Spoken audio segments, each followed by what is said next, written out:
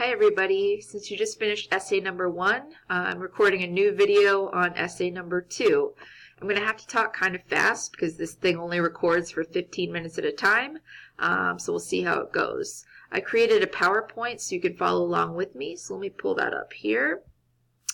Okay, so this essay is going to be an analysis / critique.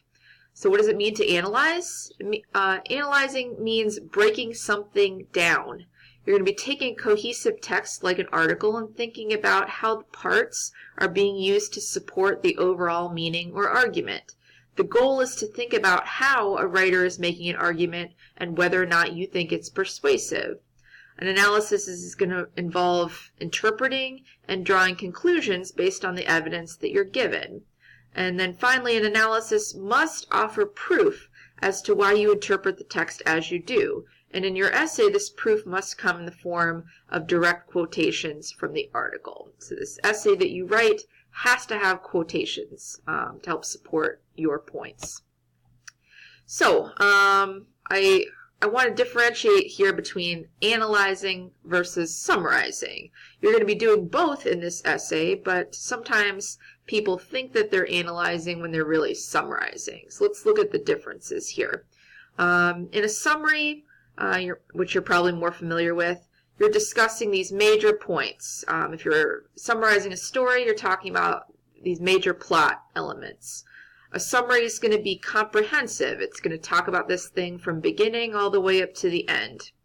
It's usually focused on facts primarily, and really it's emphasizing what happened in some thing that you've read. So the most common example of this would be a book report. An analysis, though, is going to be looking for different things. And realistically, in college, most of the time you're probably not going to be asked to just summarize something. You're probably going to be asked to summarize to help set up an analysis. So an analysis, we'll probably mention these major points, but it might focus more on specific details from the text. Whereas a summary is comprehensive, an analysis doesn't necessarily have to cover everything. So don't feel like you have to talk about every point from this article that you're going to be reading. You can pick and choose those things that you really want to discuss. An analysis is always going to be based in opinion, and you're making interpretations based on what you think the article is talking about. Whereas a summary is more interested in questions of what happened, an analysis is going to be a lot more interested in questions of how or why. So for example, how does the author support her points and is it convincing? Or why did the author put things in the way that she did? And is that helping her argument or is it detracting from it? So a common example of analysis, and this is exactly what you're doing for this essay, you're going to be doing a critique of this article. Again, where you're giving your opinion or your reaction to her argument here. So ways of getting started on this essay. Obviously, the first thing you want to do is read through the article. It's called Stop Googling, Let's Talk. I have it posted in the essay number 2 folder along with the assignment sheet and grading rubric. So just read that thing once through to get a general sense of what the author is arguing here. But then I think I would either print that article out or I would at least have a notebook next to me. And I think you want to go through and mark those parts of the article where you have a strong reaction. Places where you really agree with the author, places where you really disagree with her, places where you're conflicted and say, I sort of agree, I sort of disagree, because those are going to be places that allow you to elaborate in your own essay. So I would identify those parts of the article. What I've had students do in the past is literally go paragraph by paragraph and just sort of give their reaction to each aspect of her article. That's not to say you're going to use all of that in your essay, but it allows you to really think about what your reaction is to her original article. So then I think you want to choose good quotations from the article that will allow you to, sort of set up your response. Again, I think those are really important to include in an analysis. So then once you've kind of gathered these quotations and parts of the article that you want to talk about, then you want to think about the organization of them. So I use this term, create a narrative. So, I mean, think about if you were going to just explain this article to a friend. You know, what would be the best way to convey that information? Would it be better to organize it chronologically? So one way to do that is, you know, just follow the order that Sherry Turkle talks about these points in her essay. That's one way to organize it. You don't necessarily have to do that, though. You know, if you want to start with a point that she makes in the middle of her article, I think that's fine. You could organize your essay by order of importance and go from her least convincing point up to her most convincing point, or your least convincing point up to your most convincing point, right? But whatever organization method you use, there should be some logical reason why you're putting paragraphs in the order that you have. So that's something to think about early on. So the introduction to this essay, I think first thing you want to make sure to introduce the title and the author of the text within the first couple of sentences. What I sometimes see students do is they kind of just jump right in and say, in the article she talks about blah, blah, blah, blah, blah. But you don't want to assume that the person reading your paper has read this article. I read it a million times, but you want to write as though you're conveying this to a general audience, not necessarily to me. Once you've introduced the article, then I think you want to state the overall point of her article. Like we said, you don't want to assume that someone has read this article before, so you need to let them know what this article is really about. Going along with that, I think you want to preview these major aspects of the article that she uses to help support her thesis, and especially those points that you're going to bring up later on in the essay. A good intro always previews what's going to come later in the essay, but, you know, especially in this analysis, I would do that. I said here, don't directly jump right into your thesis after that.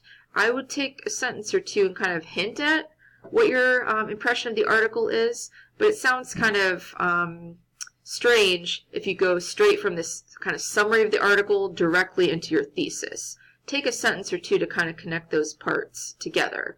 But once you are ready to bring your thesis in, that last sentence of the intro, it should do a few things. That thesis should mention the author, in this case Turkle, because you want to make sure you're showing this is an analysis of this article, not just of this overall you know, topic about cell phones and conversation. So mention the author. You want to mention the extent to which you agree, disagree with her. And I should say, you don't have to be completely in agreement with her or, you know, completely against her article. I think more often I find that people are kind of on the fence and say, I agree with certain parts of her argument and here's why, but I also disagree with other parts and here's why, right? So just make your thesis reflect what your overall impression is of this article and kind of explain specifically why that is, okay? So the body paragraphs of the essay, they're all going to follow the same structure. Each body paragraph is going to start out with a good topic sentence. So in that first sentence, you should somehow be referring to the article or the author specifically. Because again, you want to show this is a critique of an article, not just an argument essay about some larger topic, right? So mentioning the author or the article ties it back to that article. That topic sentence should also mention what point you're trying to address from the article and give a sense of what your reaction is going to be to it. So I think once you've brought in the topic sentence, then give a couple of sentences of summary, just summarizing that portion of the article that you're going to be talking about that helps you set up your quotation. Toward the middle of the paragraph, that's where you're going to actually bring in the quote that's going to be used as your proof of what you're saying here. Then you're going to give a couple of sentences after the quote where you sort of analyze, interpret what you think she's saying, you know, mention why that quotation is relevant to her point. And then the last thing that you do in every paragraph is give your response to the quote. Do you agree with her? Do you disagree? Are you sort of on the fence about this? and explain why. I think the key with the responding is you don't want to just say, I agree with Turkle and leave it at that.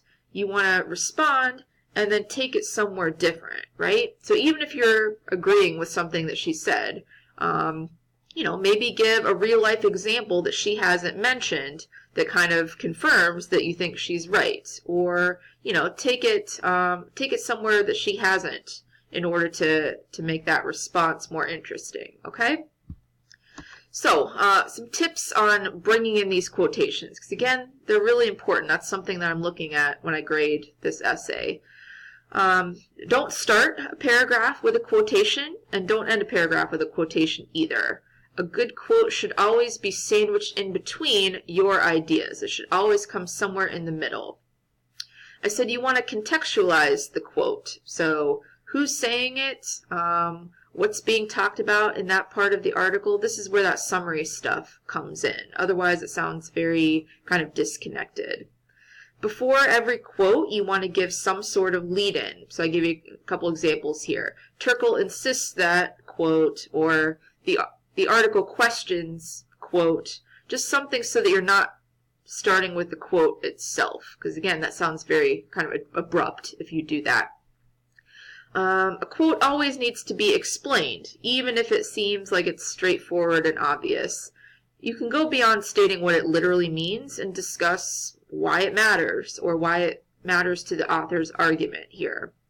I said I would not include more than 1 or 2 quotes per paragraph. Any more than that, these quotes start to outweigh you in your paragraph, and that's not what you want. But at the same time, I wouldn't go more than a paragraph without any quotations, because that's going to sound more like summary, probably. So it's about striking a nice balance between you and the quotes. So some tips for quoting, or citing quotations rather. Quotation marks should be around anything that's the exact language from the article. The only ways that you can change a quote are one of two things. You can use brackets if you have to add something in order to make the quote fit with your setup, or you can use what are called ellipses, which is this ... to get rid of something. So I give you an example here. And I said the brackets show that the word is not in the original quote. It's something that you, the writer, have added. And these ellipses show that part of the quote has been left out. So other than one of those two situations, that quote should be exactly the way that it looks in the article. I said a quote should always be followed by a citation in parentheses. What's contained in the citation depends on the lead-in before the quote. If you mention the author's name in the lead-in, you only need the location of the quote in the citation. So on this next slide, here's an example of what I mean. So in the citation, it just says PAR 3, since I mentioned Turkle at the beginning. If the author's name is not mentioned before the quote, it should be in the citation. So in the second example, I have Turkle in the citation because I use this setup, the author explains. It's always her name before the quote or after it, one or the other.